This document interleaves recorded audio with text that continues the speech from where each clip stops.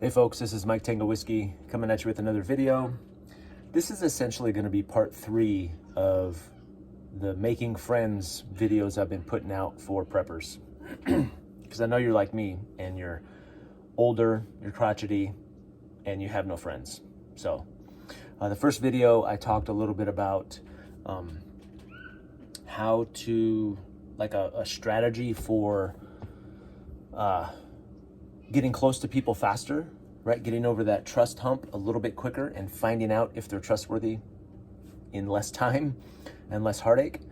And then the second video I put out, I talked a little bit about what to do, like how to decide who belongs inside that inner circle, like the holiest of holies or whatever we're calling it, the areola of trust. And in this one, I wanted to talk a little bit about something that I call the 3 C's. So this is the next step. So you've kind of reached out to them, you've gotten close to them, you've decided or you've made the decision, this person feels like somebody I should have in my inner circle. What do you do after that? How do you establish that relationship, nurture the relationship, and make sure that things remain good, right? Relationships, good relationships take maintenance. They take work, they take intention. So I'm going to cover something that I call the 3 C's that I think are fundamental for a platonic relationship to stay strong, okay? If you're new to the channel, welcome. This is the prepping channel for the 68% we're calling ourselves. We're a bunch of normies with jobs and houses in the suburbs, and we work in the city, and we ride buses and carry satchels and drive minivans and such. If you're one of my loyal subscribers, welcome back. I love you guys kind of like this old clean canteen. This was my very first clean canteen. I cherish it, but it's beat up. It won't stand up straight. It leaks a little bit. And I pulled it out because I was nostalgic and I wanted to see it again. But I'm afraid it's going back in the basket because I have like 5 other ones that are in better shape than this one. So I probably won't see you anymore. So much so that the label's worn off.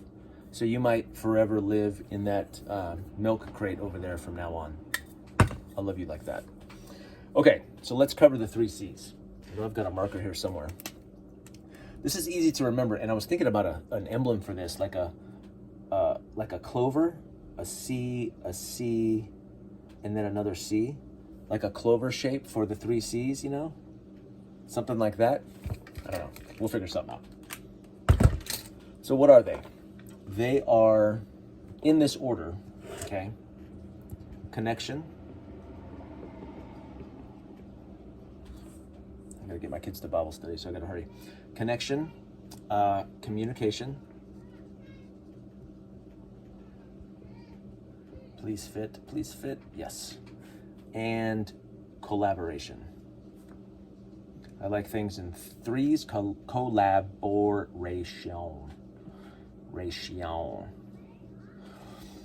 I like things in 3s and I like things in C's, okay? So let's cover each of these individually. And this isn't the end all be all. This isn't the master list, right? But this is a good list on how groups of people interact with each other and how those relationships stay strong. Get strong and stay strong. So the first one, connection. You as a group have to decide how you want to stay connected, okay? Now, this could be through electronic means maybe. Not really. That's not true. This can be electronic. This one is about spending time together. So think about meetings, think about outings, think about downtime, not just business time, right? Not just meetings where you talk about gear and prepping, that stuff's great, but it should be nothing time. It should be time you spend around each other, just getting to know each other, just laughing, eating food, right? Where there's no particular mission or agenda of the meeting, because then it's all business, right? This is where you really begin to get to know people, their likes and their preferences, what their values and those kind of things, even though a lot of that work probably could have been done already, but you need to find a way to stay connected. Whatever work you did to get them into your inner circle, you need to continue that work and you need to be intentional about it. You need to say these things out loud. We are going to meet for fun once a month, and then we're going to meet for business once a month, right? We're going to do a family barbecue so you can get to know my family, we can hang around each other, and then the second meeting is going to be about, I don't know, events and training and stuff like that, okay? So connection. You have to stay connected because when the time comes, this is the place where all those conversations end up happening anyway, all the important conversations about the real stuff, not the weather, not all that stuff. So connection. I have another video I'm going to do on something that I call the 100-hour rule. I think it takes about 100 hours of time spent around somebody before they finally begin to let their guard down and trust you and are willing to be vulnerable and trust. It's about 100 hours. I have another story. That's another video though. The second one is communication. So you as a group, as a team, whatever you want to call it, need to figure out how you're going to communicate, okay? This could be about communication about hierarchical, really, how are you going to talk, right? Is it always face-to-face? Do you want to do text? Do you want to do maybe some application that's more secure? Do you want to, how are you going to communicate with each other, okay? Deciding what's important to the group in terms of communication, making sure when you're in your meetings, maybe have an agenda on how we're going to discuss, because if it's all loosey-goosey, it feels like wasted time and eventually people will stop coming.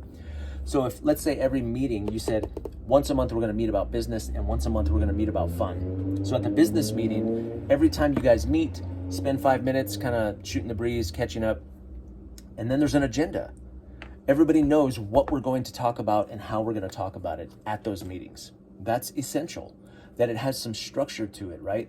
That it has a methodology that people get used to.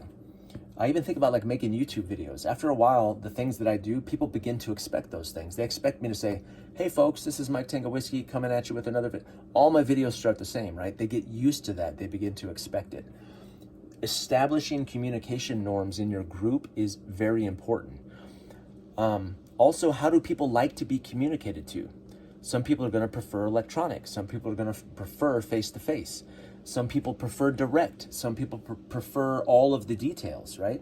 All of that needs to come out and be understood ahead of time so people aren't misunderstanding or people aren't misinterpreting that kind of stuff right there, where the communication is not clear and effective and concise. It leaves gaps and it leaves room for miscommunication. That's probably the number one thing that destroys relationships. Well, when you said this, I thought you meant this, right? Well, when you heard that, what I actually meant was that the more the better. The more communication and the better quality that communication is, the better off you're going to be. Jocko Willink in his book talks about over-communicating. As a trainer, I tell people things over and over and over. And my boss says it all the time.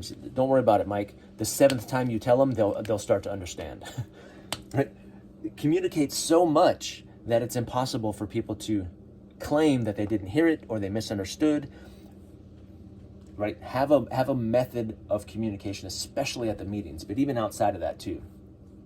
And you can put things in here like the comm plan, pace planning and stuff like that, radios and all the methodology for staying in contact with each other, how you're going to do those communications, okay? So stay connected, stay in good, effective communication. And then the last thing is collaboration. So this is really how you work together, okay? So what are their roles? Is there a hierarchy? Is there a voting system? Maybe there's certain expectations. And this is where you could start to get into what are your skill sets, right?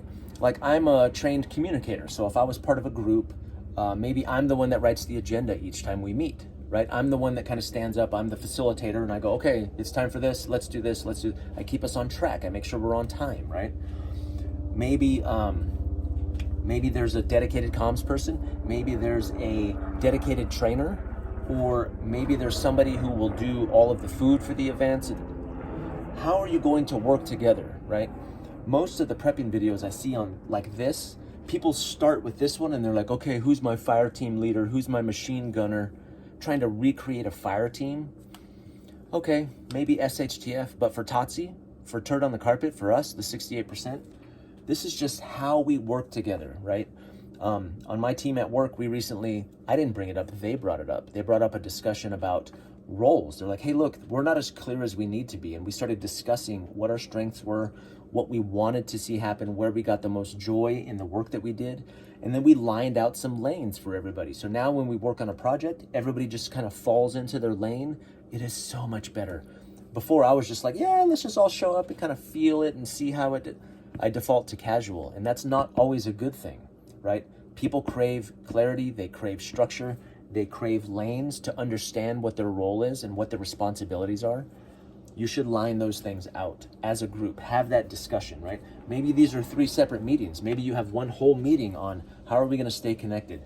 Maybe we have one whole meeting. How do we want to talk to each other, right? What's the methodology? What's the pace of the communication? All that kind of stuff. And then lastly, how should we collaborate together? How are we going to work together to achieve this goal? So maybe here is where you establish your vision for the group. You know, what is our purpose? Our purpose is to be as prepared as possible, to defend our neighborhood and to perpetuate normalcy in the event of a natural disaster, whatever, right? Maybe it's more than that. Maybe it's different. Who knows? So I think that these 3 C's, again, not the end all be all, not the final thing, but this is a good beginning framework. Anytime that I go in to coach or do team building with a team that's having some chaos or some problems, I start with these 3. I start with connection. Are they well connected? How do they communicate? And then how do they work together? And we go through these and we establish basically a team charter, right? Where it lines all that stuff out. The team all agrees this is the way we're going to do these things. And this will just really serve as a way to get a group of people on the right foot, starting out on the right foot. Maybe as this goes on, it gets more complicated. It gets more, more people would need more levels and all that kind of stuff. But for a starter, for that the areola of trust, right? That little team right in the middle, your inner circle, this is a really easy and effective way to start those conversations on how you're going to do these things. And I think if you get this nailed down, if you do this well, the rest is going to be a lot easier. The more complicated, the more stressful, the more spicy things get. If you already have this figured out, it's going to go a long way to help your team and your group. So that's it.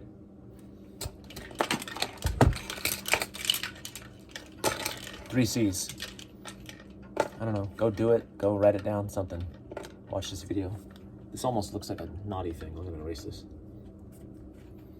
This is Mike Tingle Whiskey, and I'm all clear.